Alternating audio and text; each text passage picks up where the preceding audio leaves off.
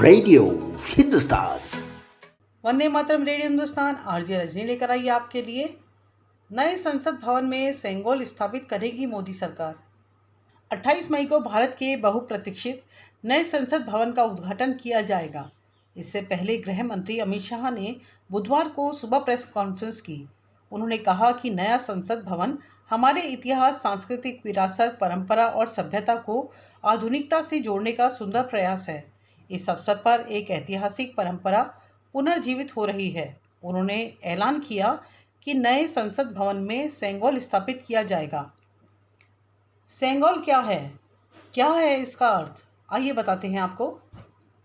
तमिल में इसे सेंगोल कहा जाता है और इसका अर्थ संपदा से संपन्न और ऐतिहासिक है। सेंगोल संस्कृत शब्द शंकु से लिया गया है, जिसका मतलब शंख है। सनातन धर्म में शंख को बहुत ही पवित्र माना जाता है।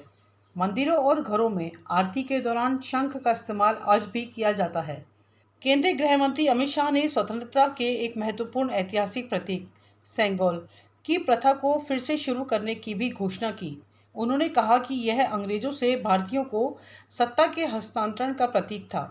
गृह मंत्री अमित शाह ने कहा, सेंगोल की स्थापना के लिए संसद भवन से उपयुक्त और पवित्र स्थान कोई और हो ही नहीं सकता।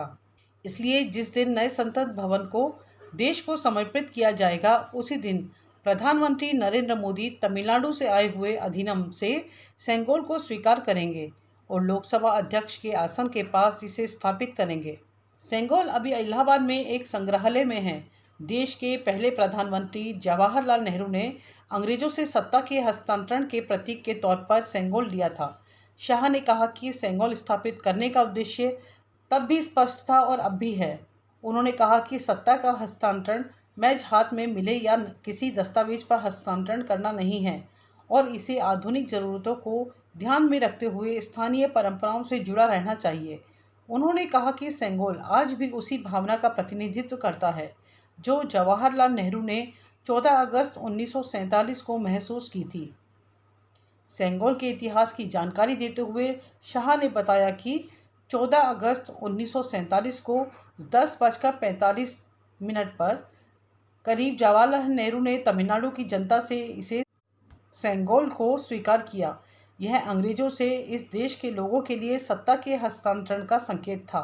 उन्होंने बताया कि इसे इलाहाबाद के एक संग्रहालय में रखा गया था और इसे नए संसद भवन में ले जाया जाएगा। अमित शाह ने बताया कि सेंगोल जिसे दिया जाता है उसे न्याय संगत और निष्पक्ष शासन प्रस्तुत करने की अपेक्षा की जाती है। भारत की स्वतंत्रता के समय इस पवित्र सेंगोल को प्राप्त करने की घटना को दुनिया भर के मीडिया ने व्यापक रूप से कवर भी किया था।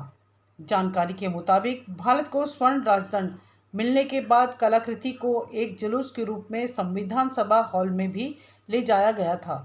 अंग्रेजों से भारतीयों को सत्ता के हस्तांतरण के समारोह पर चर्चा के दौरान वायसरॉय लॉर्ड माउंटबेटन ने जवाहरलाल नेहरू से एक प्रश्न किया था। माउंटबेटन ने प्रतीकात्मक समारोह के बारे में जानकारी ली। इसके लिए नेहरू ने सी राजगोपालाचारी जी से सलाह मांगी। राजा जी ने चोल वंश के सत्ता हस्तांतरण के मॉडल से प्रेरणा लेने का सुझाव दिया। दरअसल चोल वंश में एक राजा से दूसरे राजा को सत्ता सौंपते वक्त शेष पुजारियों का आशीर्वाद दिया जाता था। राजा जी के अनुसार चोल काल में एक राजा से उसके उत्तराधिकारी को सेंगोल का प्रतीकात्मक हस्तांतरण शामिल था। सेंगोल को अधिकार और शक्ति का प्रतीक माना गया है। राजा जी ने तमिलनाडु के तंजौर जिले में स्थित एक धार्मिक मठ तिरुवदुथुराई अधिनियम से संपर्क किया। अधिनियम मठ से जुड़े संस्थान हैं जो भगवान शिव की शिक्षाओं और परंपराओं का पालन करते हैं। 500 से अधिक वर्षों से लगातार काम कर रहे तिरुवदुथुरै अधिनियम का अधीमों के बीच एक महत्वपूर्ण स्थान है। उनकी विशेषता और न्याय और धार्मिकता के सिद्धांतों के गहरे जुड़ाव को स्वीकार करते हुए राजा जी ने सेंगोल की तैयारी में उनकी सहायता मांगी। शाह ने बताया कि सेंगोल को तमिलनाडु के पुजारियों द्वारा धार्मिक अनुष्ठान किया गया है। केंद्रीय गृह मंत्री अमित शाह ने कहा, प्रधानमंत्री नरेंद्र मोदी 28 मई को संसद का नवनिर्मित भवन राष्ट्र को समर्पित करेंगे।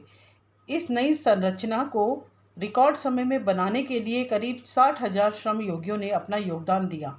इस अवसर पर पीएम सभी श्रम योगियों का सम्मान भी करेंगे।